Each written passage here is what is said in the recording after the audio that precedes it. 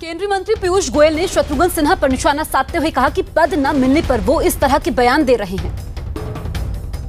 शत्रुघ्न सिन्हा जी की उन्होंने पार्टी में अपने स्थान ग्रहण करने के लिए अगर जिस प्रकार के एक परिवार की चापलूसी करने की कोशिश की है, वो उनके he is welcome to whatever he may want to say, पर हमारी सिद्धांतों के बल पे चलने वाली पार्टी है।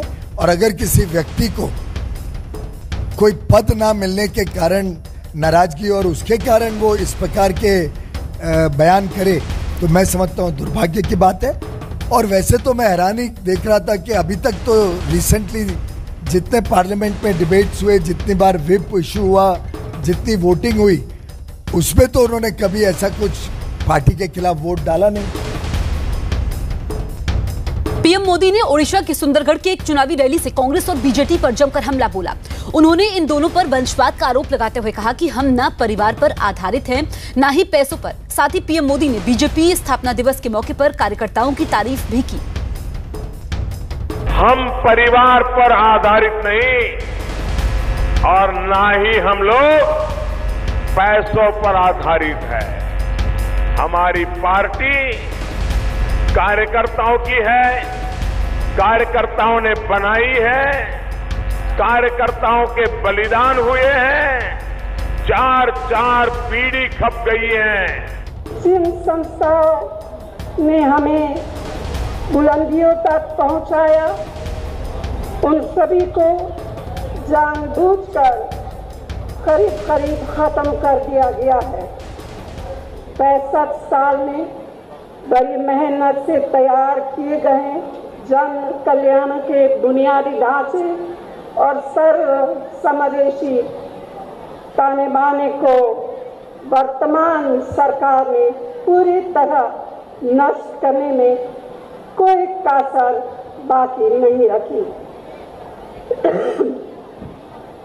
आज हमें देशभक्ति की नई परिभाषा सिखाई जा रही है। विविधता को अस्वीकार करने वालों को देशभक्त बताया जा रहा है। जाति, धर्म और विचारधारा के आधार पर अपने ही नागरिकों से भेदभाव को उचित ठहराया जा रहा है।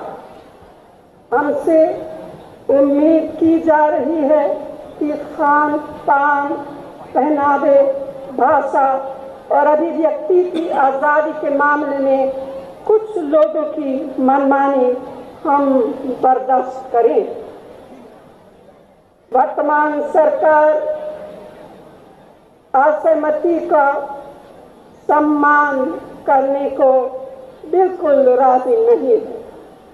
जब अपनी आस्था पर टिके रहने की वजह से लोगों पर हमले होते हैं, तो सरकार क्या करती है? सरकार अपना मुंह फेर लेती है। कानून का राज लागू करने का अपना बुनियादी फर्ज पूरा करने को यह सरकार तैयार नहीं है। मौजूदा सरकार करोड़ों देशवासियों से तो उनकी जिंदगी बेहतर बनाने की संभावनाएं छीन रही है। ऐसी नीतियां बनाने में लगी है जिनसे उसके चहेते उद्योगपति और बड़े कारोबारी पलते फूलते हैं। हमें पूरी हिम्मत के साथ इसका विरोध करना होगा। भारत को एक ऐसी सरकार की जरूरत है जो देश के सभी नागरिकों के प्रति उत्तरदायी हो, जो अपने संकल्पों के प्रति गंभीर और अपने कामकाज में निष्पक्ष हो। हमें अपने संविधान की समावेशी, सेक्युलर और उदार भावना को फिर से बहाल करना है।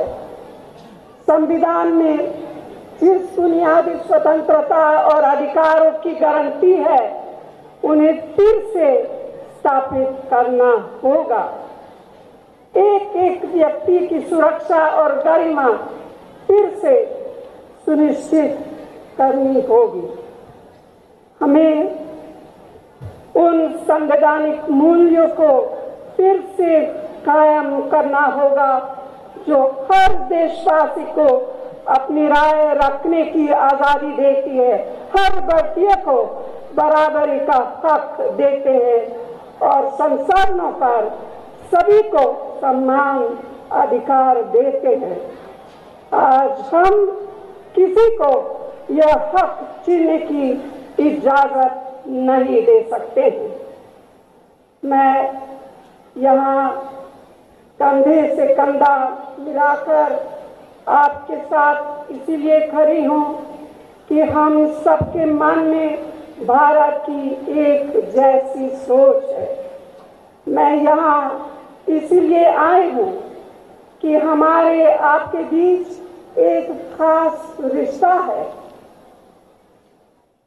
जब डॉक्टर मनमोहन सिंह जी के नेतृत्व में हमारी यूपीए सरकार थी, तब सरकार और सिविल सोसाइटी ने मिलकर एक नया प्रयोग किया था, जिसमें राष्ट्रीय सलाहकार परिषद को संस्थागत स्वरूप दिया गया था।